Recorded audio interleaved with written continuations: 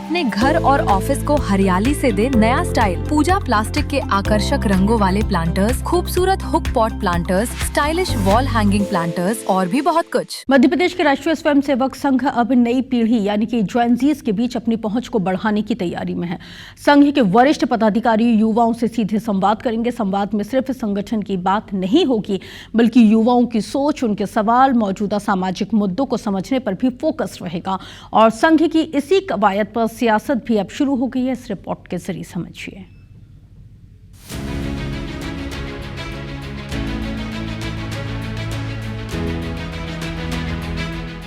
देश में जेनजी की बदलती सोच और सोशल मीडिया के बढ़ते प्रभाव के बीच आरएसएस ने भी युवाओं के साथ संवाद का दायरा बढ़ाने की तैयारी शुरू कर दी है। मुंबई में युवा संवाद के बाद अब देश के करीब 200 शहरों में नई पीढ़ी के साथ सीधे संवाद की योजना है। मध्य प्रदेश में इसकी शुरुआत बड़े शहरों से होगी। 20 सितंबर को भोपाल में आरएसएस के सर कार्यवाह दत्तात्रेय होसबोले जेनजी युवाओं से संवाद करेंगे। इसी तरह इंदौर, जबलपुर और ग्वालियर में भी संघ के वरिष्ठ पदाधिकारी युवाओं के बीच पहुंचे।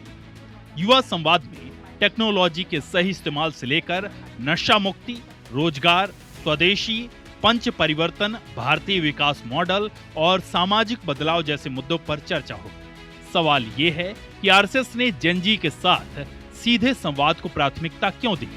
क्या सोशल मीडिया के दौर में युवाओं की सोच और उनकी प्राथमिकताएं बदल रही हैं? और क्या संघ इस संवाद के जरिए युवाओं के फीडबैक को अपनी भविष्य की रणनीति में शामिल करेगा? आज का युवा रोजगार, तकनीक और सामाजिक बदलाव जैसे मुद्दों को लेकर क्या सोचता है?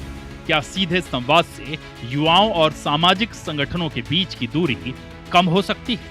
इन्हीं सवालों के जवाब तलाशने की कोशिश आरएसएस के युवा संवाद में होगी।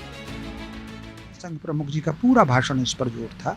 उन्होंने युवाओं को और जैन जी को प्राथमिकता दी और उन्होंने कहा है कि ये हमसे ज़्यादा सक्रिय है और हमसे ज़्यादा विश्वसनीय है, तो उनकी जो सकारात्मक ऊर्जा है उसको लगा करके राष्ट्र निर्माण में लगाना। हालांकि आरएसएस की इस कवायद को लेकर राजनीतिक बहस भी शुरू हो गई है। कांग्रेस इसे लेकर सवाल उठा रही है, तो बीजेपी इसे युवाओं से जोड़ने की सामान्य प्रक्रिया बता रही है।